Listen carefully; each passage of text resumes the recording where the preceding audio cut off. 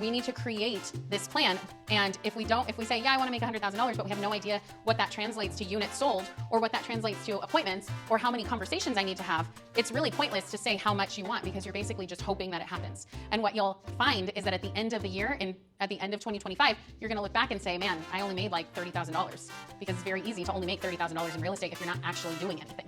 So we want to make sure we have a goal, we have a plan, and we're sticking to it. Hey everyone, welcome back to another session of Build Your Business with Brittany. I'm Brittany, a real estate agent, coach, and investor, and every Thursday at 2 p.m. we gather to share tips, strategies, and insights to help you grow your business to the next level. Whether you're a brand new agent or a seasoned pro, there's something in these trainings for you. Now let's jump into this week's topic.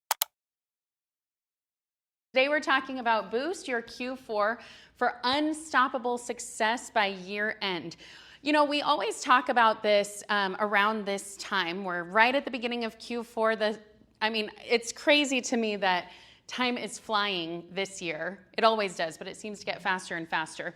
But we always talk about what do we do in Q4, what do we do at the end of the year to ramp up next year. But this year, there are a couple factors that are changing that we're saying, let's not amp up next year, let's start now. And those factors, of course, are interest rates are gonna start coming down. We're likely to start seeing that. And we have something important coming up called a presidential election. Anytime we have a presidential election, the market kind of shifts a little bit. Things get, people get weird.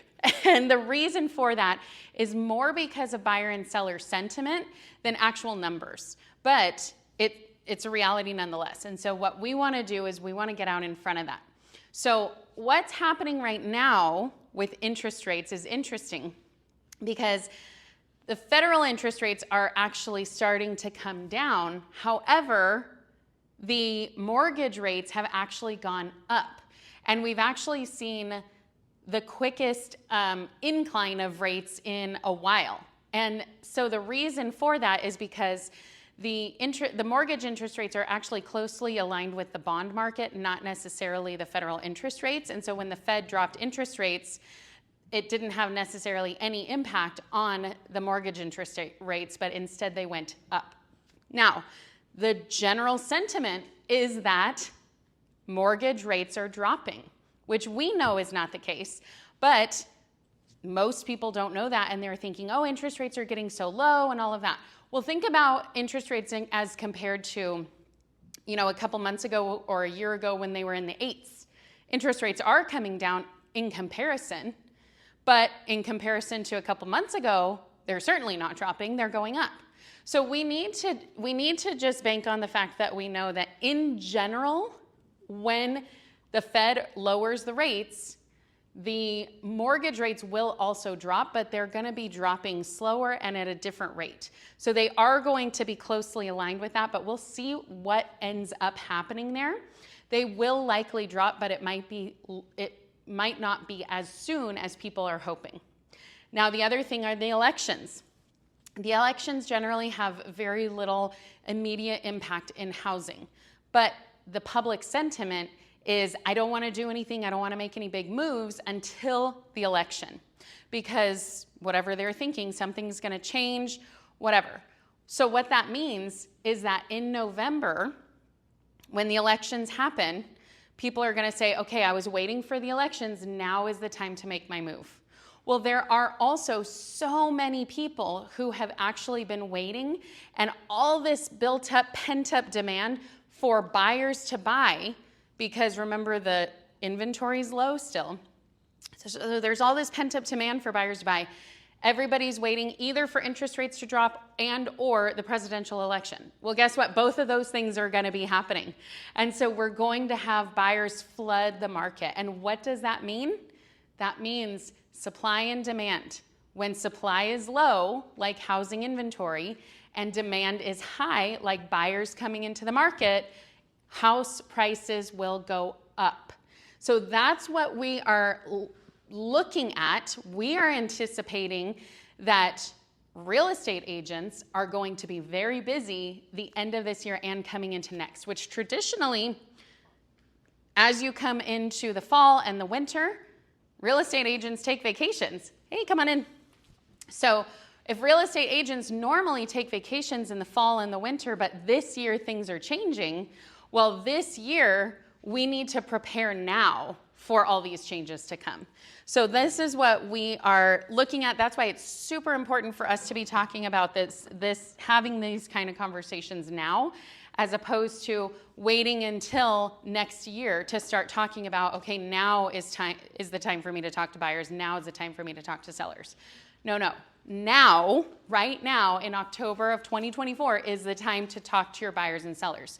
Because especially for your buyers, you don't want them to be waiting on the sideline and then all of the other buyers flood the market and then housing prices go up and they're priced out of the house that they wanted in the first place. So we want to make sure that our buyers understand that. As for sellers, once the spring rolls around, you better believe we're going to see tons and tons of houses coming onto the market, because finally these sellers who've been waiting to sell until interest rates drop a little lower, until something happens, they're going to start saying, okay, now's my chance to sell. Well, what does that happen? What happens there? When you have increased competition in your area, that house down the street is selling too, you need to make sure that your house is positioned better. Either it looks better, it looks nicer, it's priced lower, whatever, than that house down the street. So actually with less competition, if you're the only house on the street and there's some scarcity there, if you're the only house listed on the street, then you're going to be able to sell higher. But if there are 5 houses listed on your street, you're competing with all of those. So as a seller, generally what I'm telling my sellers is that normally right now is not the best time to sell. But because of this market, because of everything that we're talking about, interest rates dropping, the elections coming up, right now is actually a pretty good time to sell. And it may or may not be a better time than even the spring, although in the spring we're definitely going to see it picking up. So good conversations to have, good information to know as we go into this, because it's just a little backstory of why this is so important, why we're having this conversation now as opposed to in January. We want you to get your business set up to get off and running in January, but we want to do that by starting now. We don't want to wait until January. All right, so let's talk about where we're going today.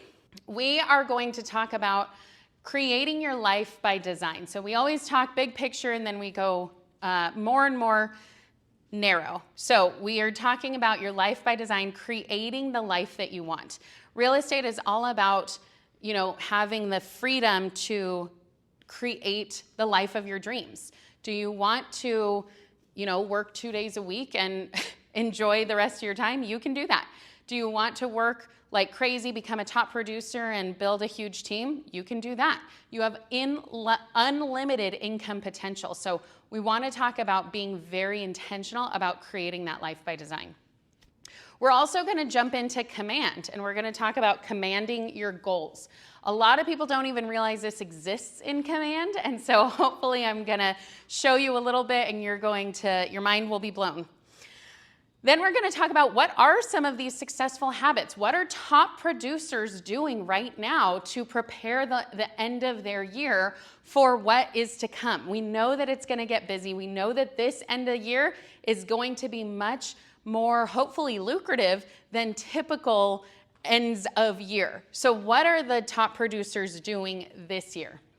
Then we're going to talk about how to win, what's important now, and of course, stay to the end for a bonus. So a goal without a plan is just a wish. You guys have probably seen this before, but what we're talking about here is that so often people say, I want to sell 10 houses my first year, 20 houses, 100 houses my first year. I want to double that and do 30 houses, or whatever it is that your goal is. But so often we don't create a plan. And so realistically, all we're doing is we're just wishing and hoping that this is going to happen. That is not a good way to run your business or to set it up for success. So we need to talk about what is the plan. And that's what this is how we start creating that life by design.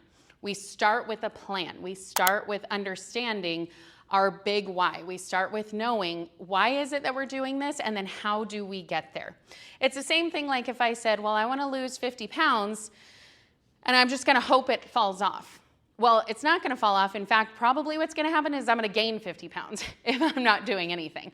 So what I need to do is come up with a plan, and I need to come up with tangible goals. So, and actually not goals, come up with tangible habits. So one of the things that we've talked about in prior trainings is talking about creating those tiny habits, like atomic habits, from that book, Atomic Habits.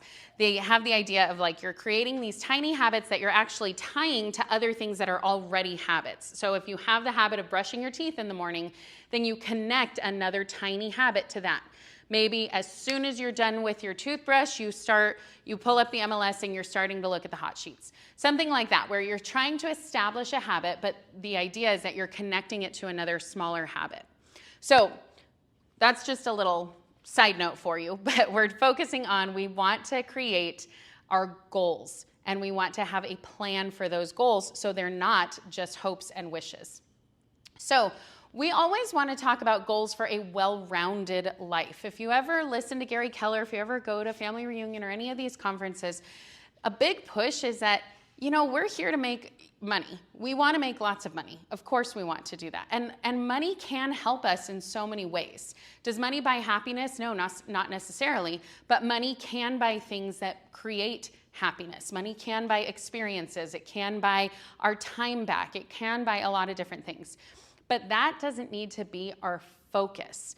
What we need to focus on is a well-rounded life. So when we think about the goals that we want to have, we need to think about it in lots of different forms, not just our business. We need to think about for spiritual, what are our spiritual goals and how do we get there? If we're saying, I want to be more spiritual by the end of 2025, okay, well, what are we going to do to get there? Maybe we need to build in a meditation practice. Maybe we need to start going to church. Maybe we need to do something that's going to get us there.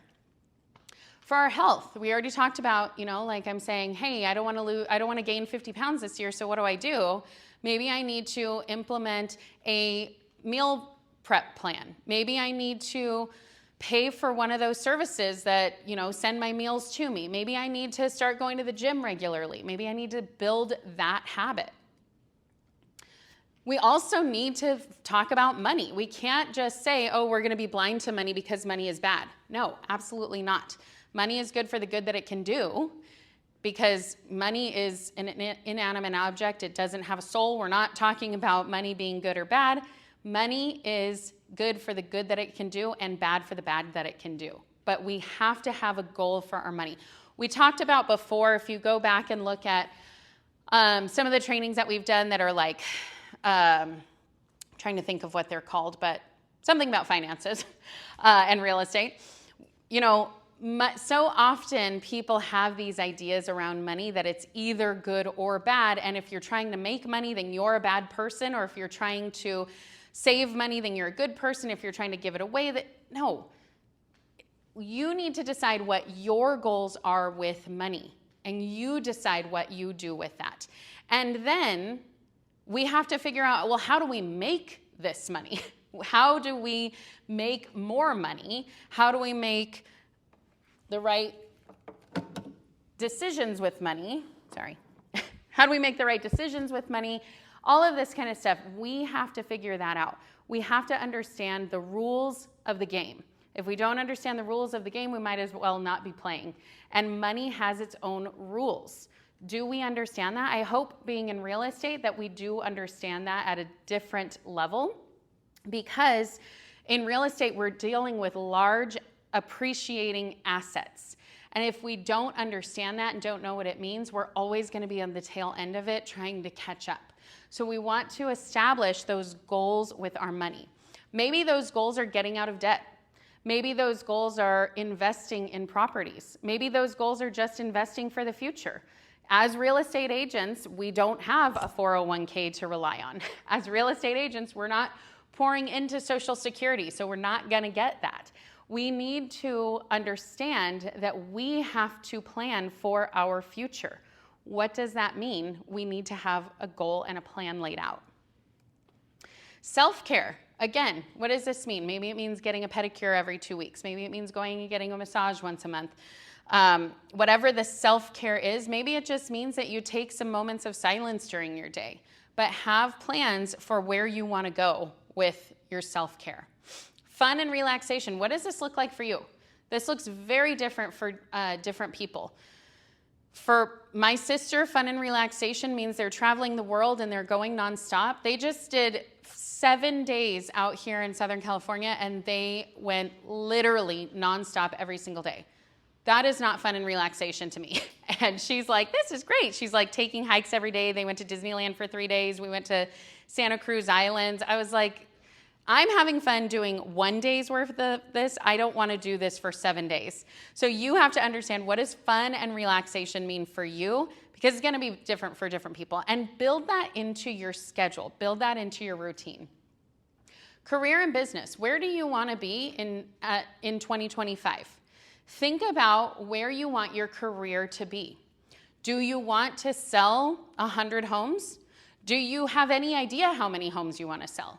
Maybe, I know a lot of people don't even know how many homes they want to sell because they don't know. They think, I guess I want to make like $100,000, but they don't know what that equates to. That's very, very common with a lot of the agents that I talk to. They say, I want to make $100,000. And I say, okay, well, how many homes do you need to sell to do that? And they're like, I don't know, like 10. And then we do the math and they're way off. And so we want to, and sometimes they're way off in a good way. Sometimes to make $100,000, they only need to do 6 homes, but also they don't consider that, remember, as real estate agents, we have to pay taxes, and they're not thinking about paying taxes in that $100,000. So when you say, I want to make $100,000, well, realistically, 30% of that is going back to your business, 30% of that is going to taxes, and you're left with the, what is that, 60%? Did I do that math right? The other way around. 40%. You're left with 40%. And so if you're left with $40,000, can you live off of $40,000? I'm guessing probably not.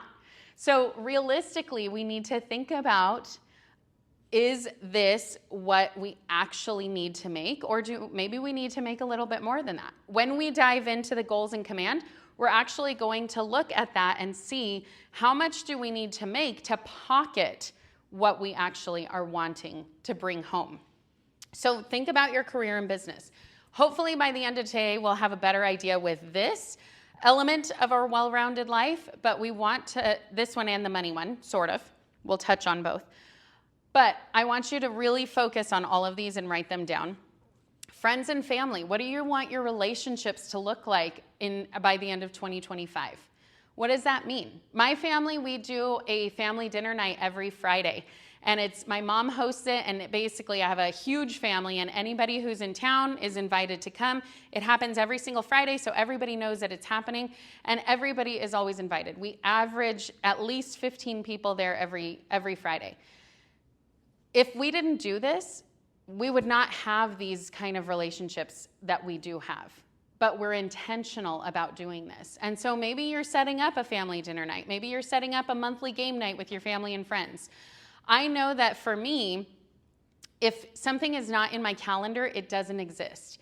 And so I had a group of friends that I used to work with, and I stopped working with them probably 5 years ago. And in that 5 years, I had seen them about 3 times. And these are my really good friends. And I said, we need to get together monthly. We're all local. It's easy enough for us to do. And so we put a standing hangout time in the calendar.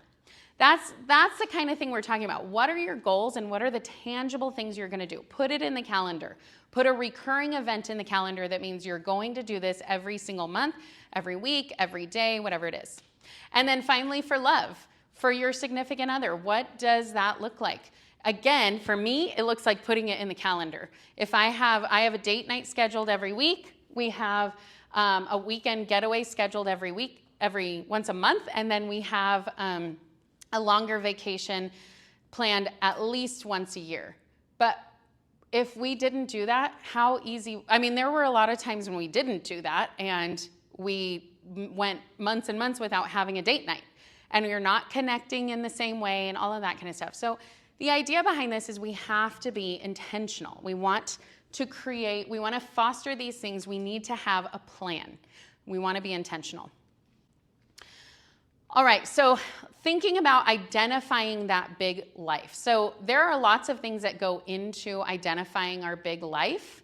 We want to make sure that we are designing a life of purpose, not just making money, not just, volunteering, because we're not making any money doing that.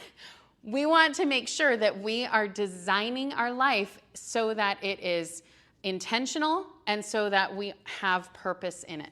So we want to think about doing what we love, what the world needs, what people pay you for, and what you're great at. And then the intersection of all of that, you find your passion, your mission, your vocation, and your profession. So when we talk about having all of those things, doing what you love, maybe what you say you love is real estate. What if you love selling houses? Okay, great. Well, what does the world need?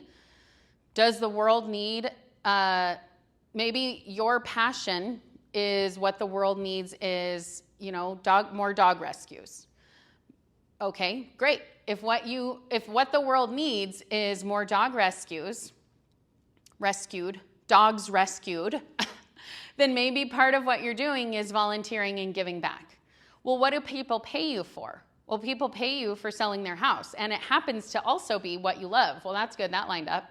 What you're great at. Maybe what you're great at is sharing that mission, sharing that vision of dog rescue. One of our agents here in the office, she gives back a portion of everything she makes from real estate to dog rescues, to animal rescues. She also volunteers with them. She also makes it very clear in all of her marketing that that's part of what she does. And so when you combine all of this, your business and your life has more purpose. And so you're whittling that all down to combining your passion, mission, vocation, and profession to your purpose right in the middle. Yeah. What's vocation? Vocation is like your job. So it's like your calling. So it's not just your profession. It's combining what the world needs and what people pay you for. So it's Your calling. It's like more, yeah, your calling. Okay, before we jump to the next topic, I want to remind you that if you're looking for even more real estate resources like a social media content calendar or an open house roadmap, visit the link in the description below because I have just that for you. And don't forget to like and subscribe so you get more videos just like this as soon as they come out. Now let's keep going with today's training. All right, let's jump into command your goals. So I hope you guys have a good idea of creating your life by design. That'll be something that's like your homework. I want you to go and sit down and really think about all of those things combined. How do you create a life of purpose, and what are going to be your goals for that well-rounded life? But now what I want to do is I want to jump into command and talk about commanding your goals. So we talked about how we kind of don't really have any idea of what this means to create our goals in command. I've worked with agents a lot of times, in fact, who will end up saying they come to these trainings and then they tell me that they have never used these goals in command. And to me, it's such a helpful tool that it's really a no-brainer and you should definitely use it. It's going to take, when you know how to do it, it takes less than 5 minutes to do it, to adjust it, to come back to it, whatever you want to do. So I'm going to take a little bit longer because I'm explaining everything to you, but when you go and do it on your own, it's going to take you no time at all. So what this helps us to do is it helps us to understand our conversion rates. So what we're going to do is we're going to say, okay, what our conversion rates is, and I'll show you as we jump into command, is we're saying, okay, when people come into the top of the funnel, all of our leads, people we don't know, and then they move through the funnel getting to okay, we've actually talked to them, we know them. Okay, now we're scheduling an appointment with them. Now we're sending a contract out. Now we have that agreement signed and moving down until we're actually closed. Well, each stage of that funnel, you're converting them to be an actual closing. So we're going to look at and figure out what are our actual conversion rates, because that determines how many conversations you need to have, how many appointments you need to set, how many closings, or how many contracts you need to write to get to a closing. So when you can backtrack it like that, when you can say, okay, I want to close 15 deals this year. And if you say, okay, well, how do I get to that number? Well, now we are figuring out how to reverse engineer it so that we can say, okay, today I need to have 10 conversations. So we'll jump into that. Like I said, we're going to talk about how many appointments you need to make a sale. And you can keep track of your progress. So let's jump into command. So you're looking at my command. We're going to go to this graph reports. So when we're in command and you click the red KW button, it'll show you all of these and it'll show you what these little icons are. So we're going to go into reports, and this is going to have, when I click on this, it's going to have a couple of overviews for you. It tells you some of your activity, the sources of your pipeline, and what we want to go to right now are our goals. Let me click back on that so I have a full screen. Is this like a website provided by Keller? Yes. So as you get started, you'll get access to this. This is like your CRM. And so this is your database. This is how you're creating all your goals. This is how you send out emails and direct mail and all that kind of stuff. Okay. And so you update this every time you have a new lead or contact, you add it to this? So this goals is different. Normally we do this like once a year. You don't change it all the time. But when you do have a new lead, yeah, you're going to put it into your contacts. Once you are under contract or have something that is, you have an agreement signed, you put it into your opportunities. Your TC, your transaction coordinator, will come into command and actually work through it for you and put all the documents you need in here. So it's also a file storage system. It's all kinds of stuff. So take note of what is on here, but it's kind of like an iPhone. There's so much that most people probably don't use to its fullest extent, but there's so much that command offers. All right. So once we're in here, we're going to jump in. You can see it's defaulted to 2024 goals, but you can also do 2025. So you can do next year's goals. But right now we're just going to say 2024. We're going to go to this add goal settings and click on that. And then it's going to tell us what we can expect, set your goals, review your goals, and I'm just going to say get started. So if you ever wanted to change this, it's going to be the same exact process. You just say add the goals, and then you go through this, and however you want to change it, you can. So we're going to say, so this defaulted to next year. Let's just say this for this year. And we're going to say that, let me zoom in on this a little bit. Is that better? Okay, so we're going to say that our 2024 annual profit goal, profit, meaning that's what you bring and put back in your pocket, is $100,000. But you notice that we have expenses and we have cost of sales, and that is about $30,000 combined. So for our expenses are anything that are like fixed expenses that you're going to pay for whether you have a sale or not. So it's going to be your MLS dues, any like tech expenses that you have, your computer, your phone, things like that, mileage. Those are expenses. Cost of sales are the expenses that you incur when you have a transaction. So like for instance, your transaction coordinator, or maybe it's marketing that you do outside of your regular marketing. Maybe you do a just listed campaign, a just sold campaign. That would be under cost of sales. So they break it out because it is going to be a little bit different, but in general, we're spending about 30% of what we bring in. So if we're saying we spend about 30% of what we bring in, that means we need to bring in more than $100,000. If we want to put $100,000 into our pocket, we need to bring in more than $100,000, right? So then we can go down here. It says our business makeup in general, it defaults to 50-50. In the beginning, a lot of times newer agents are more buyer heavy, but it doesn't really matter. You can put this however you want. I leave it at 50-50 just to make it easier. Sometimes you make a little bit more on the listing side than you do on the buyer side, but now as things shift and you're negotiating your buyer side of the commission, of the compensation, maybe you're getting the exact same amount. So in general, we're gonna leave this 50-50 to make it easier for us. And in our area, the way you find this out is your average commission per unit is you can go and say, what's the average sale price in your area? So the average sale price in your area, you're gonna take whatever your average commission is from that.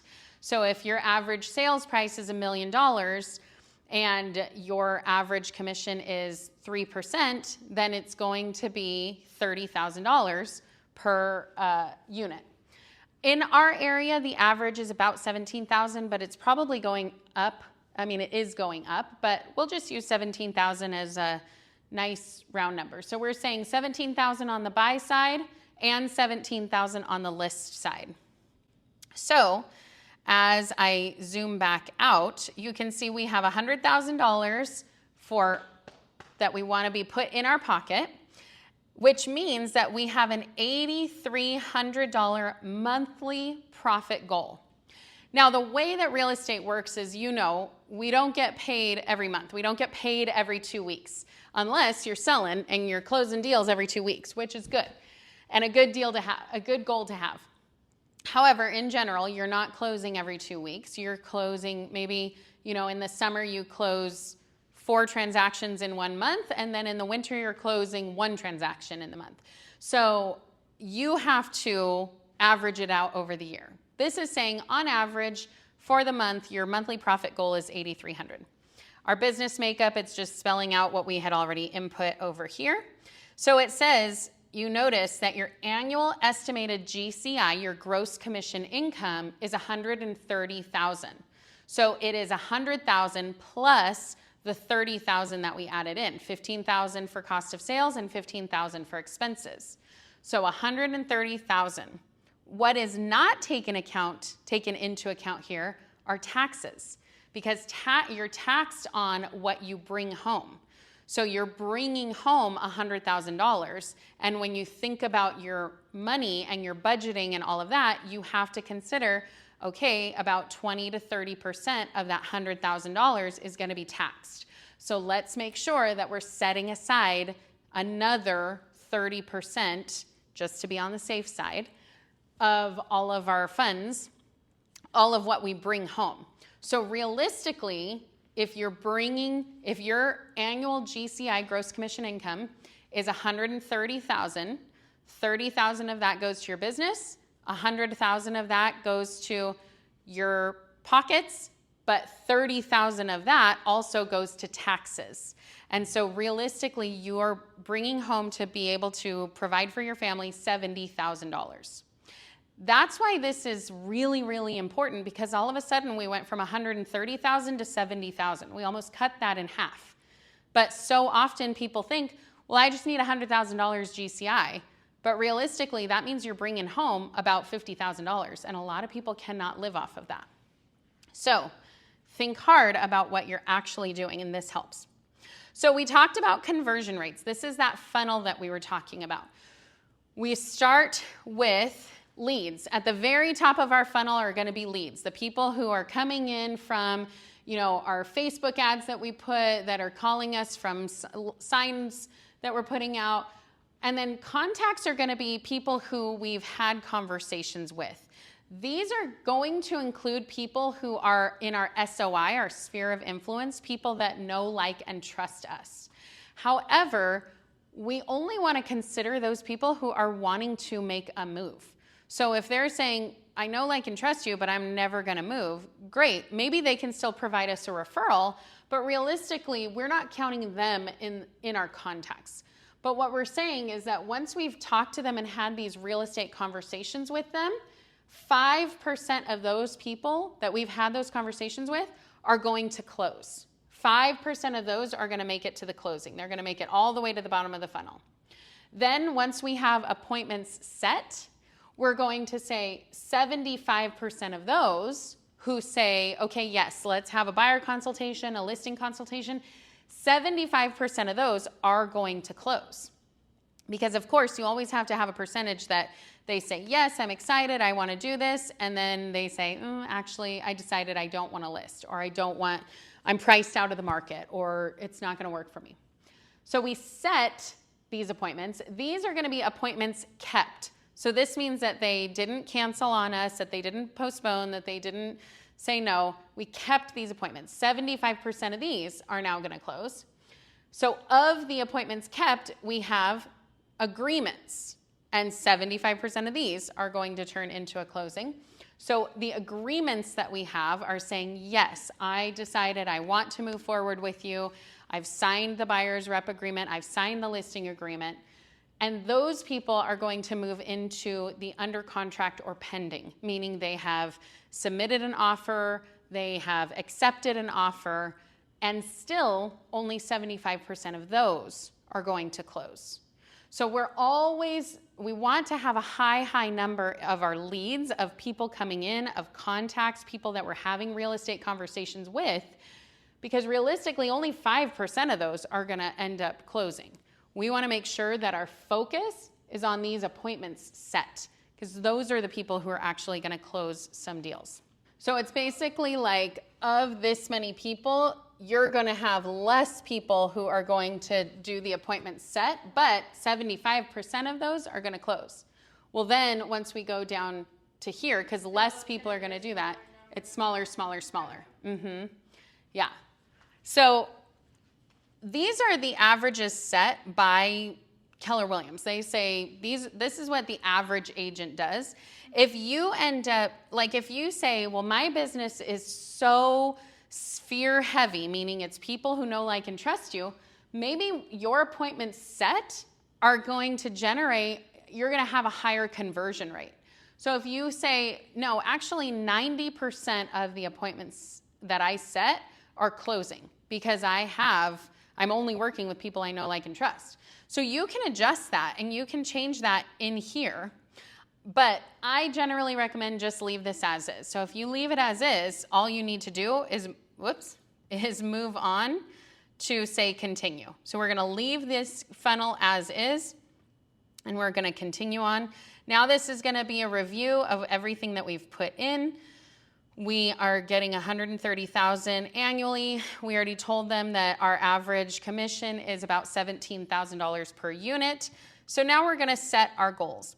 And of course, if your average commission is higher or if your average commission is lower, then you want to put in what your average commission is, not just what the average is for the area. A lot of times when newer agents start, they have some lower priced homes, bless you. And as you get going, you end up with higher and higher priced properties. So maybe you have to close less to get to the goals that you want. So now this is telling us, okay, so based on us wanting $130,000 gross commission income, we need to close 8 units. We need to close on 8 properties. Well, because of those conversion rates that we put in, we know that if we need to close on 8 properties, we actually need to have 10 under contract. And if we need to have 10 under contract because of those conversion rates, we actually need to have 14 agreements signed, 18 appointments kept, 24 appointments set, and we need to have 484 contacts, meaning real estate conversations, 9,000 leads. Now, here's the thing about these leads. These leads are talking about like Facebook ads and random people coming into your database from like random places. I don't think that you need to focus on this 9,000 number. These contacts, your annual goal to have contacts, these are conversations that you're having, real estate conversations. This is a good thing to think about when we're thinking about having a plan. Looking at this number, this is a good number to focus on. But the most important number to focus on is this one, appointments set. Because what we want to do is we want to get to the point where we're having a real, actual, back and forth real estate conversation. Once we get to that appointment set, that's when we're going to really be able to make some strides. That's when we're really going to be able to get somebody to the finish line. If we're just having conversations and people are saying, well, how's the market? I heard about interest rates, yada, yada, yada. You can count that as a real estate conversation. Absolutely. You can count as a back and forth conversation, you calling, doing a cold call and saying, hey, did you know that your neighbor sold their house for 1.2 million? And they say, F you and hang up. You can count that as a contact. Is that a good connection? Probably not. But when we focus on the appointment set, these are people who are agreeing to meet with you, who are agreeing and saying, yes, I'm willing to meet. So if we take this and say, let's change it instead of this year, how many do we need to do this month? Well, now we need to have 1 closed unit, 1 under contract, 1 agreement, 2 appointments kept, 2 appointments set, and 40 contacts for this month. This all of a sudden sounds more doable. Because to hear 400 and something in my mind, I'm like, that's a lot. It's kind of the same idea of like, oh, I need to lose 50 pounds. That's a lot. I don't know how to do that. But when I break it down and I say, how about 5 pounds a month? Oh, well, that seems more doable. Now I can actually come up with a plan for that. This is the same idea. When we go to look at this month, we can now break it down and say, oh, I only need to set 2 appointments this month, and then I can reach my goals. I need to have 40 conversations. Well, there are 4 weeks in a month, so that realistically means I need to have 10 conversations a week. If I'm doing it 5 days a week, I need to have 2 conversations a day. All of a sudden, this becomes much more doable and much more realistic.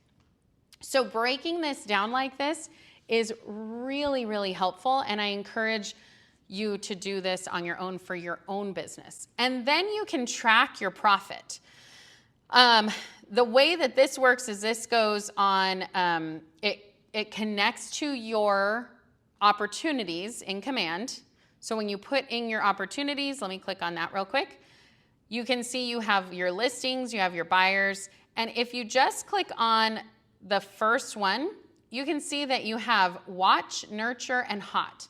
Essentially, we're looking at who are our A, B, and C buyers. Our A buyers are going to be people who are ready and willing to sell in the next 30 days.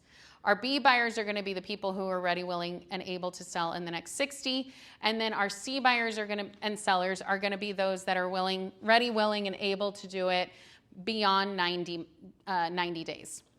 So we're putting them in these categories. We're saying, okay, these are going to be our A, B, and C. So our A's are hot. We want to be sure we're talking to them minimum once a week. If they're ready to go and they're ready to transact in the next couple days or in the next 30 days, we want to make sure that we're talking to them. And then we can track our appointments set, and we can have put all of this information in.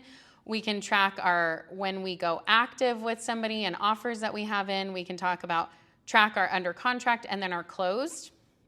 And then we can go back, and that's for buyers and sellers. Then we go back to our reports, go back to goals. And actually they have this on the home screen too. But you can talk about what are your conversion rates, your activities as they break down, and it's reminding you of your GCI goals. So you can really see where you are on all of this and where you need to be. And so you want to make sure that you're doing this because this is how we create that life by design. This is how we create the plan of what we need to do. We need to create this plan. And if we say, yeah, I want to make $100,000, but we have no idea what that translates to units sold, or what that translates to appointments, or how many conversations I need to have, it's really pointless to say how much you want, because you're basically just hoping that it happens.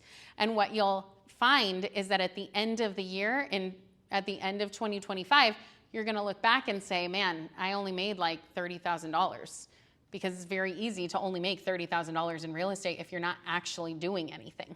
So we want to make sure we have a goal, we have a plan, and we're sticking to it. We good on that? All right, let's talk about successful habits. So of course, when we talk about habits, we have to talk about goals. And so we've all seen this, the SMART goals: specific, measurable, achievable, realistic, and timely, time-bound. So when we think about our goals, when we go back and think about our well-rounded life, we want to think about what is it that we are trying to accomplish. So let's go back to our goals here for a second on command. And if we go back to this month, what we need to do, remember we said, okay, well, we need to make 40 contacts this week. And so that means if we need to make 40 contacts, we need to make 10 contacts a week. So 40 contacts in the month, 10 contacts a week, 2 contacts a day. So now how are we going to get there? Let's come up with our SMART goal of being specific. So we said, I need to talk to, I'm going to say 10 a week, because my mind works better in weeks. If I say 2 a day and then I skip a day or something like that, if I say, look, it doesn't matter when I get it done, I need to get done 10 in a week. So it's specific. State exactly what you want to accomplish. I need to have 10 real estate conversations this week, all trying to set an appointment. It's measurable. Use smaller mini goals to measure progress. So if I say, I'm going to set 10 appointments this week, that's much smaller than saying, okay, well, this year I need to set 484 or whatever it was, 484, I need to have 484 contacts or conversations. This is much more measurable and easily to achieve. Make your goal reasonable. So I could say, well, I need to have 40 conversations in a month. So what I'm going to do is I'm going to have 40 conversations that first day and knock it out. Could I say that? Yeah. But is it achievable? Is it reasonable? Not really. It's not as reasonable to have realistic, meaningful conversations if you're saying, I need to have this big goal. Break it down and make it achievable. Make it realistic. Set a goal that's relevant to your life. So if you're saying, oh, I'm going to do 40, I'm going to reach out to 40 people today, but actually I also have to take the kids to school and somebody has a dentist appointment and I have to take the dog to the vet and all these things. Is that realistic to your life? No. You have to look at your calendar and say, okay, I'm going to set aside 2 hours a day for lead generation, make it realistic, because my goal is to talk to 10 people a week. How do I get there? I get there by having these conversations, building it into my calendar, and being realistic about my life. If my life, I have something that always comes up at 5 o'clock, but that's also my lead generating time, it's never going to happen. We thankfully are able to design our calendar around our life. So that's what we need to do. We need to create our life and build our calendar around it. And then timely or time bound. Give yourself time, but set a deadline. So going back to our 10 a week, that's time bound. We're saying this week I need to set 10 appointments. And if I get to Friday, or not 10 appointments, I need to have 10 conversations. And if I get to Friday and I haven't done that, guess what? I need to do that before Friday ends. And then if I say next week, I need to do the same thing, well, then I need to plan it out in my schedule better because it's time bound. I need to do 10 a week, every week. So whenever I plan that in my calendar, it needs to be planned. So can you see, once we set these SMART goals for ourselves, suddenly it becomes achievable. All of a sudden it feels more manageable. And if we think about all of those areas in our lives where we said, okay, I want to improve my financial situation this year. Well, one of the ways we do that is by going and figuring out how many more houses that we need to sell. But if one of the ways that we do that is also saying, okay, well, I'm going to put $100 a month toward, $100 extra a month toward my debt pay down. Okay, that's specific. It's measurable because we're not saying, instead of saying, well, I'm going to pay off $15,000 worth of debt, well, that's not measurable. That's not, you're not able to break it down and be like, get it chunks, bite-sized. Is it achievable? Yeah, I can figure out how to pull $100 a month extra from my budget. Is it realistic? Yeah, it seems like it's realistic. Is it timely? I'm setting a deadline. Yeah, it's timely. So we want to go back and we want to create these SMART goals for every aspect of our life, that well-rounded life. Now let's talk about a day in the life. What should your day look like as a real estate agent when you're realistically trying to achieve these goals? What should it look like? This is an example of how to schedule our day. So I already told you I'm really big on my calendar. If it's not in my calendar, it doesn't exist. I want to make sure that everything is going to be in my calendar. Pro tip, if you are not a digital calendar user, I highly recommend figure out a way that you can be. Google Calendar is super easy because really everybody uses it. So if you don't have anything, start with Google Calendar. You can get it on your phone, you can get it on your computer, but one of the beauties of having a digital calendar is you set it once, you set it as a recurring event, and then it's always in your calendar. You always know that you're going to be doing this. All right, so what we're doing, and this is basically Monday through Friday. What we're going to be doing from 8:30 to 9 for half an hour is we're prepping. We're going to be getting everything ready for making our calls. Maybe we're going to be doing some door knocking. So we're printing out flyers, we're getting everything set, we're putting on the right shoes to wear to do some door knocking, whatever it is. If we're making those calls, we're getting our call list. If we are going to be creating some postcards to send out, we're getting stuff ready for that and really prepping it to be ready to rock and roll at 9 a.m. So from 9 to 11 for 2 hours a day, we're doing marketing and business generation. That is also known as lead generation. So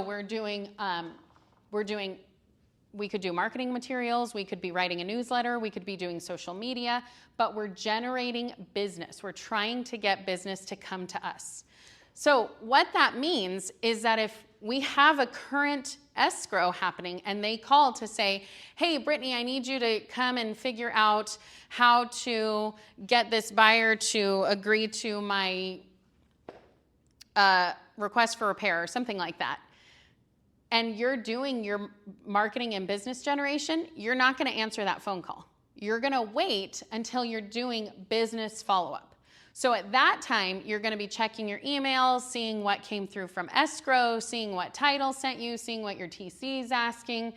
And what you'll realize is that very often, stuff that comes through up here or last night or whatever, very often it gets taken care of. Because when you're in a transaction, you have your escrow officer, their assistants, you have your TC, you have the title people, you have so many people who are in these group emails that one person asks a question, and while you're busy getting more leads and getting more business, that question has already been answered by somebody else. All you need to do during this business follow-up is check and say, oh, yep, it got answered, great, move on. Or maybe you need to take a few minutes to answer what they're asking, get what they need. Maybe you need to call your client and say, hey, here's the update. But this is the time you do it. Remember, we need to protect our calendar. So often people do not do this, but when you're in a listing appointment, are you going to pick up the phone because another client calls you? No, absolutely not. When I'm doing this, I'm not picking up the phone if a client calls me. I have everything on Do Not Disturb. I'm going to wait until I'm done with this, and then I'll be able to follow up and do some business follow-up. Then from 12 to 1, we're going to build in some time for lunch. So we need to build in some time to actually do this, because you will be surprised at how quickly your day goes and how easy it is to not fuel your body. From 1 to 2, we're going to do some lead conversion. So those people who are calling back, or that stuff the business that you generated up here, if you need to call and set those appointments, that's during that time. We're doing appointment setting. We're going to try and say, hey, we talked last week and I wanted to know, are you ready to have a buyer's consultation, a seller's consultation? Let's sit down and get it on the calendar. That's lead conversion. We're converting them into clients. Then we have business servicing, which again is going to be the same kind of thing as our business follow-up. So we're going to be servicing any business that comes in or that we need to do. Like if they say, hey, I need you to go and make an appointment for the inspector, this is your time block for doing that. Then from 3 to 6, we want to set a time block for our appointments. We want to make sure that our appointments have time so that when people call, we know, oh, I have 3 to 6 every day available for these appointments. If you have no appointments scheduled, guess what? We get to do more marketing and business generation. Because if we have no appointments, that means we need to generate more business. And then 6 p.m. on is your personal time. And again, you're creating your life. So whatever you want that to look like, if that looks like 5 o'clock, if that looks like 4 o'clock, if that looks like 7 o'clock, whatever that is, you schedule it and you create your calendar to be able to fit into your life. Remember, top producers are doing this type of thing. They are sticking to their calendar. They are making sure it happens. And the only way they can continue generating more business is putting time into their calendar to actually bring more business in. All right, let's talk about how to win. What's important now? So what we need to focus on, what your homework is to write down your SMART goals for each area of your life. We already harped on that. We need to understand our conversion rates. How many conversations do you need to have a closing? And more importantly, how many appointments do I need to schedule to get that closing? So how many appointments do I need to go on this week to get a closing? I always challenge you go on 1 appointment a week. That should be your bare minimum, 1 appointment a week. So how do we figure out how to go on 1 appointment a week? We need to build up our business. We need to grow our business. We need to be generating more business, whatever it is, but we need to know how many conversations we need to have to get that 1 appointment a week. And then we need to have those conversations. And then finally, establish a routine. Establish a daily routine that helps you reach your goals. Daily routines are key when we have such a flexible business, because if we don't have those routines built in, we so easily can sit down and binge watch Netflix. We don't want to do that. We want to make sure that we're creating a routine. And remember, so many of us got into real estate to have that freedom of our freedom for our time, freedom with our money, freedom with our lives. But we think that we can start off with that day 1. We have to earn that. And we earn that by closing deals. All right, and your bonus, my favorite books on goals. So if you're not a reader, don't worry. These are all on Audible because I love to listen to Audible when I'm in my car. Atomic Habits, we talked about that with establishing those tiny habits and connecting them to others. This is a fantastic book if you're looking for actually how to create those habits and routines. 7 Habits of Highly Effective People. Another one, this is an oldie but a goodie. This really truly teaches you how to also be productive in life, but also have connections with people and how to have relationship with people. So this is a great, great book. The One Thing by Gary Keller and Jay Papasan. This is another one that is really good about figuring out what's the next thing I should do. What's the next domino I need to tip over, that I tip over 1 domino and the whole thing falls down. So we have to figure out what is the one thing. In real estate, I can guarantee you that one thing is lead generation. How do we get to the closings? We need to lead generate. And what I always tell people is figure out your unfair advantage. I've worked with agents who their unfair advantage was that they were in advertising before, and so they door knocked their whole career. And so door knocking to them was no big deal. I've had, and they got closings from door knocking from day one. I've had people who their unfair advantage is that they do open houses like nobody's business, and they get multi-million-dollar deals from open houses. What is your unfair advantage? And double down on that. When you talk about lead generation, that's what you want to do. The Miracle Morning is another really good book on routines and how to figure out, like just creating a structure for the routine for your morning to set yourself up for success. And we've come to the end. Next week, we are talking about open to close, navigating the life of a transaction with our guest transaction coordinator, Cynthia Gomez. So we're going to talk together about what it looks like to navigate that whole transaction, open to close.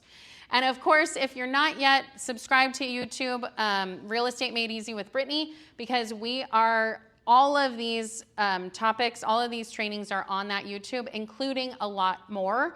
Like I just did a couple videos about how to actually fill out the new forms. So go on and check that out.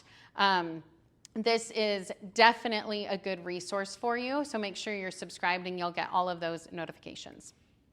And then finally, I have a new program called Collab and Close. So if you're a new agent with a listing or a buyer, if you're maybe not working full-time in real estate, or maybe you have a challenging client or a challenging property and you just want to bring somebody in to walk alongside you, this is for you, because it really just like leverages me, my experience, my time, my energy, my resources.